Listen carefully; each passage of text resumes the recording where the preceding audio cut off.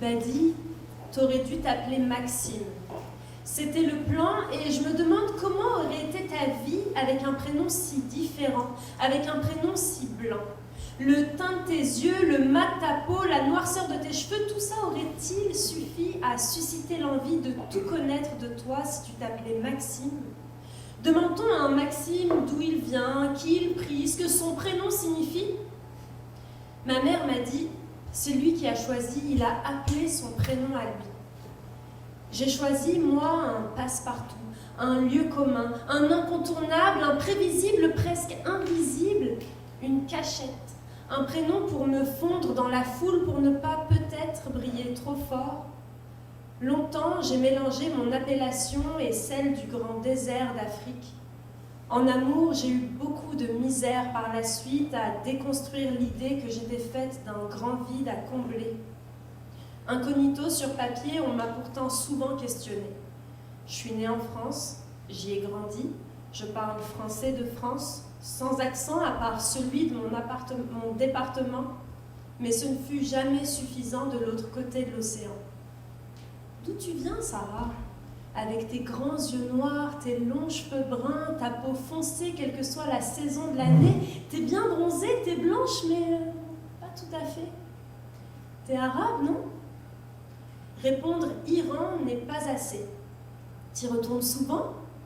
J'y suis jamais allée. J'ai appris à me justifier, à répondre en m'excusant. Désolée de ne pas connaître mieux mes origines pour t'en parler. J'ai grandi dans l'ambivalence. Comme beaucoup de mes amis qui me ressemblaient, j'ai grandi dans la méfiance. À ne plus savoir où est la vraie maison, le foyer premier, le lieu d'appartenance. Mes parents, à 19 ans, fraîchement tombés de l'avion, fraîchement mariés, jeunes étudiants étrangers rescapés d'une révolution qui a mal tourné, mes parents s'appliquaient minutieusement à maîtriser la langue de la terre d'accueil par amour, par respect, par politesse. La première fois que j'ai entendu l'accent de mes parents, c'était dans la bouche d'un blanc les interrompant. « D'où venez-vous avec ce parler si charmant ?» Mes parents naturalisés, démasqués malgré tous leurs efforts, eux qui me disaient « ça fait déjà 40 ans, on est plus français qu'iranien maintenant ». Moi, j'ai grandi dans l'approximation, dans la déduction de mes pourcentages, dans l'appréhension de mes codes chancelants, dans la compréhension de mes différences, les évidentes et les sous-jacentes. Être né en France, pour moi, en France, n'était jamais suffisant. Oui, toi, ok, mais tes parents... C'est en persan pourtant que j'ai un accent. Et il m'aura fallu voyager jusqu'ici pour qu'on me décrive enfin comme la Française que je suis, qu'on me définisse ainsi sans me poser plus de questions. Au Québec, étrangement, j'ai gagné la légitimité de ma nationalité.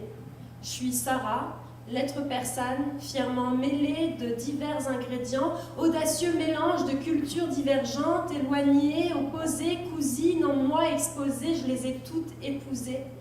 Quand on est quelque part et qu'on se pose ailleurs, avec un bagage lointain, on s'enrichit, on garde le meilleur de tout ce qui nous bâtit.